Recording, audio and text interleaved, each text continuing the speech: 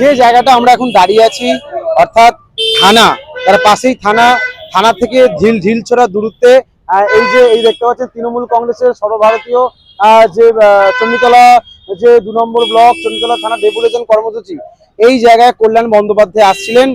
ঠিক এই জায়গায় দেখাবার চেষ্টা করব যে ওই রাস্তা দিয়ে অর্থাৎ ডানকুনি থেকে এইখানে আসার কথা ছিল এবং এই রাস্তায় জ্যাম থাকার কারণে চণ্ডীতলা যে মশাট শিয়াখালা যে রাস্তা, এই যে অহল্যাবাড়ি রোডের যে জ্যাম, ওটা চণ্ডীতলা জ্যাম থাকার কারণে কল্যাণ বন্দ্যোপাধ্যায় পায়ে হেঁটে এই মঞ্চে আসছিলেন এবং তার সাথে সাথে পায়ে হেঁটে আসার সময় বিজেপি কর্মীরা তাকে পাথর বা ঢিল ছুঁড়ে আঘাত করার অভিযোগ তিনি তুলছেন।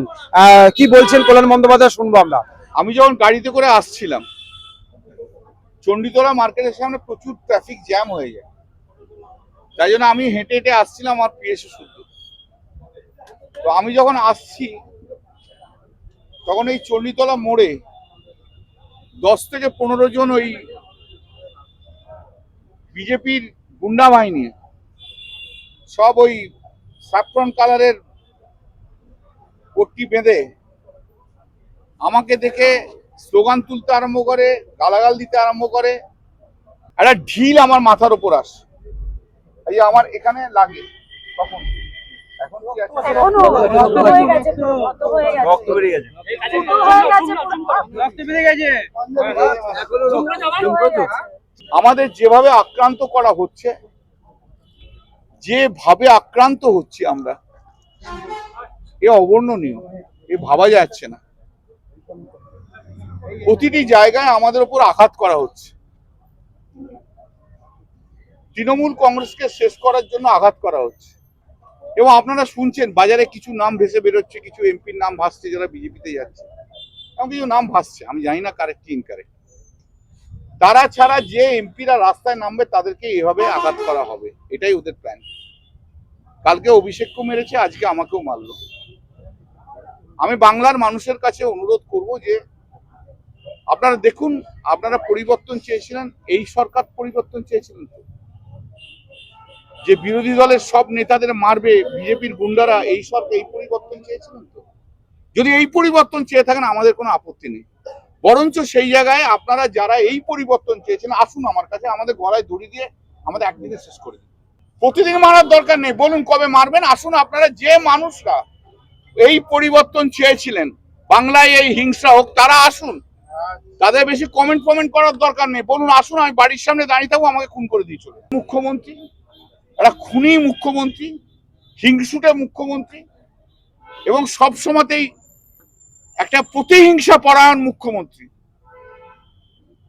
অটোক্রেট মুখ্যমন্ত্রী থাকলে যে অবস্থা হয় আজকে পশ্চিমবাংলার সেই জায়গা অবস্থায় হচ্ছে।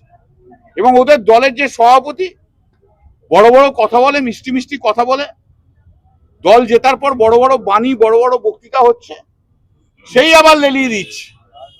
একে আবার জনরোষের আখ্যা দেবে। ছিল তো 10 থেকে 15 জন। আপনাদের রোষকে জনরোষে পরিণত করবেন না। কংগ্রেসের যিনি প্রেসিডেন্ট আছেন, তিনি একটা পোস্ট দেখলাম, আপনি তো নোটের সঙ্গে লড়াই করেন, নোটার সঙ্গে জামানত বাজেয়াপ্ত হয়ে যায়, আপনার তো পশ্চিমবাংলায় কোনো দাম নেই, আপনিও এখানে পশ্চিমবাংলায় বিজেপির দালালি করতে নেমেছেন। আর সিপিএম তো বিজেপির দালালি, বিজেপি যতটা অক্সিজেন দেয় ততটা সিপিএম থাকে, তার বাইরে থাকে না।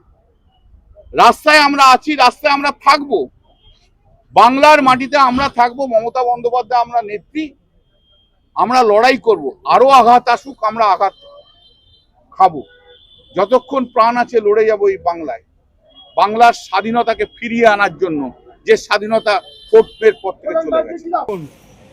স্থানীয় মানুষ, সারা রাজ্যের মানুষ আর তৃণমূল কংগ্রেসকে চায়নি, তার প্রমাণ আপনারা পেয়েছেন গত নির্বাচনে।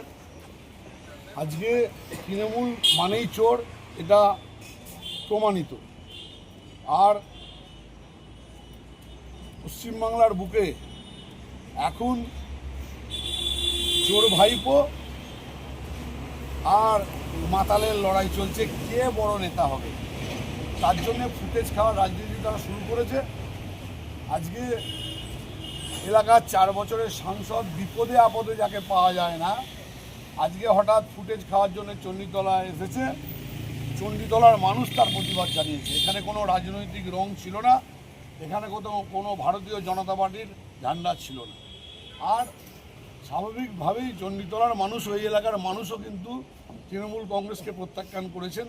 তাই উপস্থিত মানুষ, তাদের মধ্যে বিজেপিও থাকতে পারে, অন্য দলেরও থাকতে পারে, কিন্তু সার্বিকভাবে তারা চণ্ডীতলার স্থানীয় মানুষ, তারা চোরেদের চোর বলেই সম্বোধন করে তারা বলেছে যে এই শান্ত চণ্ডীতলাকে অশান্ত হতে দেবো না, আপনি চলে যান। এটাই হচ্ছে পাশে যে চণ্ডীতলা গ্রামীণ হাসপাতালে তিনি চিকিৎসা করতে গেলেন এবং এখানের পরিস্থিতি উত্তেজনা চরমে ছিল এবং চাঞ্চল্য ছড়িয়ে সারা চণ্ডীতলা এলাকা জুড়ে।